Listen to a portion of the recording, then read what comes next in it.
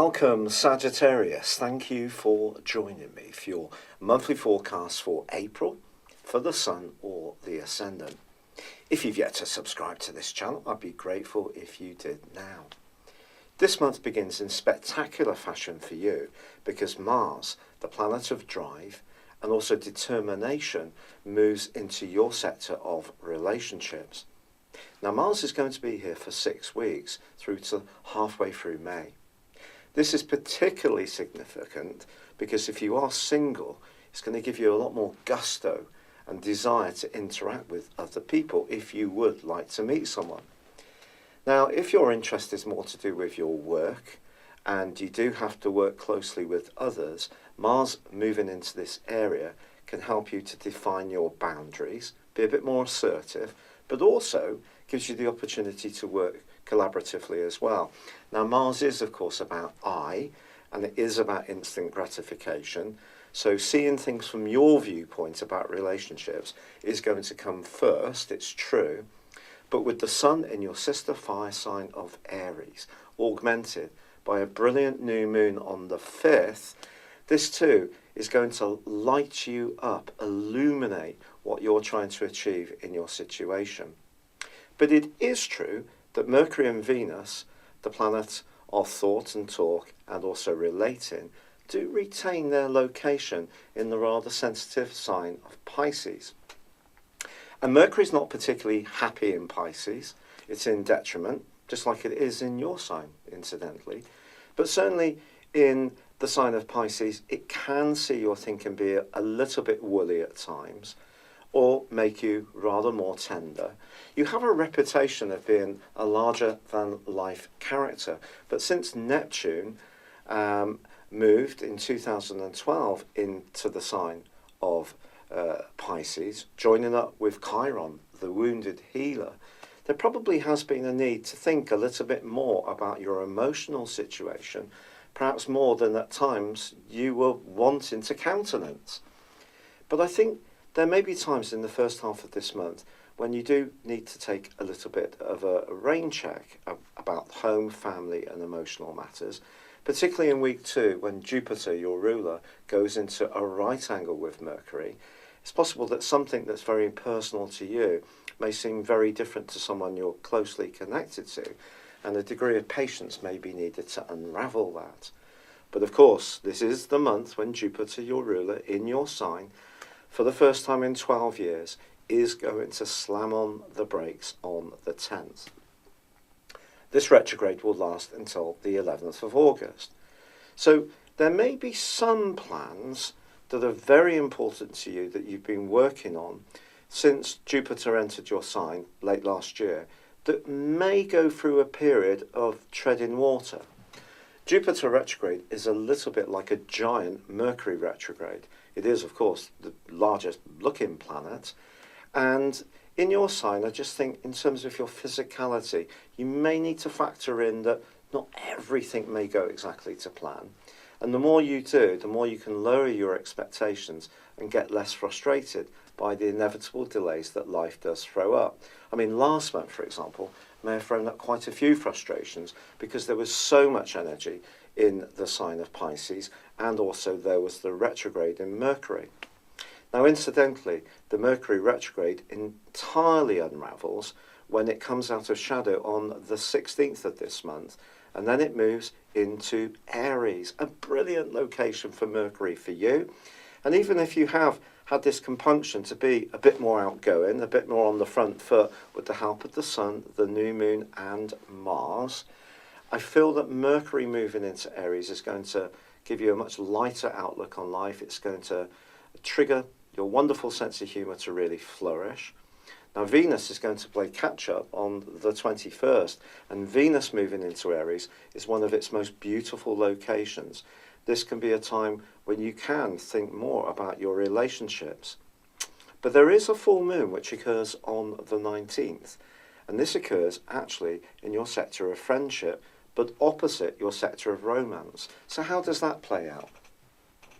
I think it's possible that you may need to find a bit of a balance if you're someone who is very much a socialite, You like to be very much with your friends and family, but you are your friends and your circle of acquaintances, but you are very much involved in a relationship. You might have to spend a bit more time with your partner in the last 10 days of this month, but I think that's an entirely positive thing.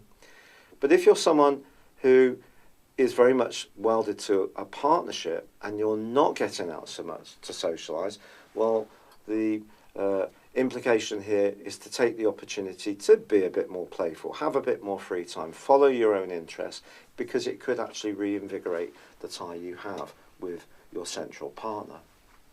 But there is another aspect that I've yet to tell you about, and it begins on the 5th of this month, and it involves the two big hitters of the higher octave outer planets. That's Saturn and also Pluto. Pluto, since 2008, has been redefining your core values and also the foundations of your world. And also since December of 2017, Saturn has been in the sign of Capricorn too. Now, they're only 3 degrees apart for the whole of this month, for the entirety of this month, from the 5th. That's known as an orb, a gap. Now, the actual conjunction happens next year, exactly, 2020, along with Jupiter moving into Capricorn on, I think, the 3rd of December this year. So that's going to be mightily important, but I can absolutely assure you that this 3-degree gap is going to make itself felt. These two are going to be cooperating with one another. And when it comes to your resources, this can be a very defining moment for you. Really from the 5th of this month through to the early part of May, because actually Saturn goes into a retrograde on the last day of this month, and therefore by May it's peeling away from the 3-degree orb, and I don't take anything into account that's beyond a 3-degree orb. Now, obviously, the closer planets are, the more conjunct or combust they are, the more potent that conjunction is. But for you, I feel something may have been torn down in your world since Saturn moved into the sign of Capricorn when it comes to your basic foundations, your earnings, your income. Something you have done before may have dried up. There may be in a period where you've been actually quite conscious of a lack of income or feeling it's been affecting your outlook or your sense of well-being, because there's nothing like financial anxiety to drag us down, even if we're not particularly materialistic people. With Pluto there, it's much more of a transforming change. So there may be something that Saturn resists that Pluto's pushing you to change, or it could be you've let go now, you've realised that something has come to a close, and you're looking to replace it with something new and firmer and more secure. Whichever part of the process you're in, it's going to show itself through to the early part of May. It just will. Now, I do think that it is entirely significant that the Sun is moving on the 20th into the sign of Taurus, which is very much about practicalities. So for you, it's about work, it's about health, fitness, diet, nutrition, organisation. It's about the things you do for other people, your obligations and responsibilities. It's about being of service. It's a very Virgoan type of influence. But it immediately connects with Uranus, which moved into this location on the 6th of March, and there is a conjunction. So I think it's entirely possible that you may get a surprise job offer, or you may have a brainwave about your own business, or you may reorganise your life in a way. You could feel very restless and a bit irritable across those group of days. Just be conscious of this. And also Mars, in your opposite sign, goes into a square with Neptune in the last week of this month. Now, when these two are involved in a negative angle, it can create a delusion, illusion, and also downright dishonesty, bar none. So if you meet someone in a relationship context and you really fancy them, in terms of an absolute attraction, it could be on fire, but wait to get to know them better at an emotional level. And that's where the Sun being in Taurus can actually be a real ace in your pack, because it can help you to just be a bit more grounded and earthy, and also not put anyone on a pedestal, which we could all be inclined to do at times.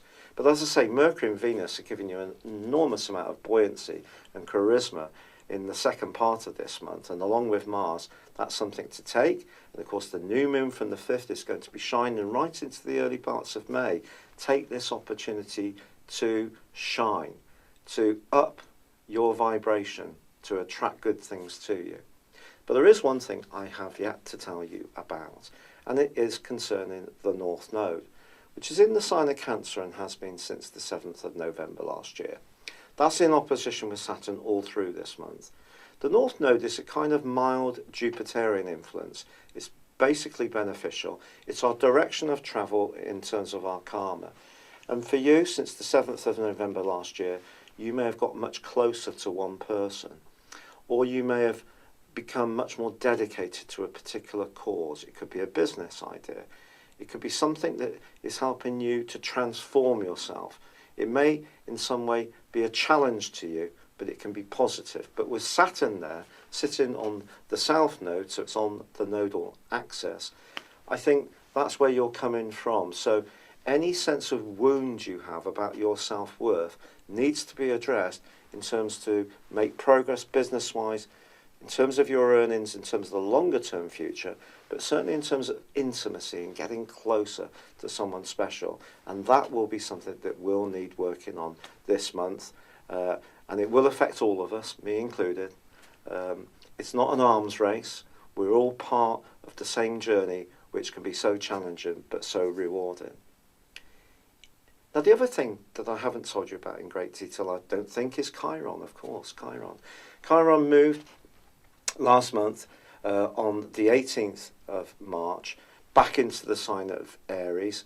It had been in there last year from May the 7th, I think, until about the 2nd, or maybe the first week, the 7th, I think, of November. Now, Chiron for you being in your 5th house is very much about the things that you enjoy helping other people with. So it could be that you enjoy being playful to amuse other people, or you might be very encouraging if you've got kids to their sporting or creative pursuits, and that's all wonderful. But Chiron in this area is asking you to heal yourself. So if there's any part of you that's not manifesting your talent and your dreams as much as you would want, Chiron's going to push you to look at why right through to 2024.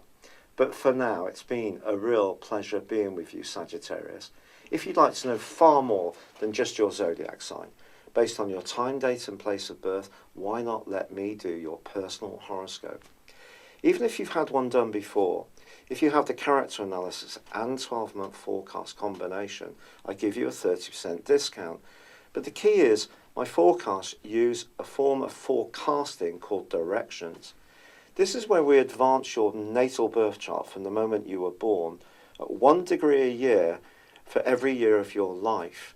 And then we see how those positions interact with your natal horoscope and also moving planets now, the transits. The accuracy of directions is quite stunning. I've seen this playing out in my own life in a very powerful way. A big astrological study found, and it was published through the Astrological Association, that directions is the most accurate form of prediction. So you can get that as the reports that I prepare for you. They're not just coming to you straight automatedly, and these will give you so much enriching information to guide your moves, to maximise your potential, and to avoid some glitches. It's been a real pleasure. Good luck, and goodbye for now.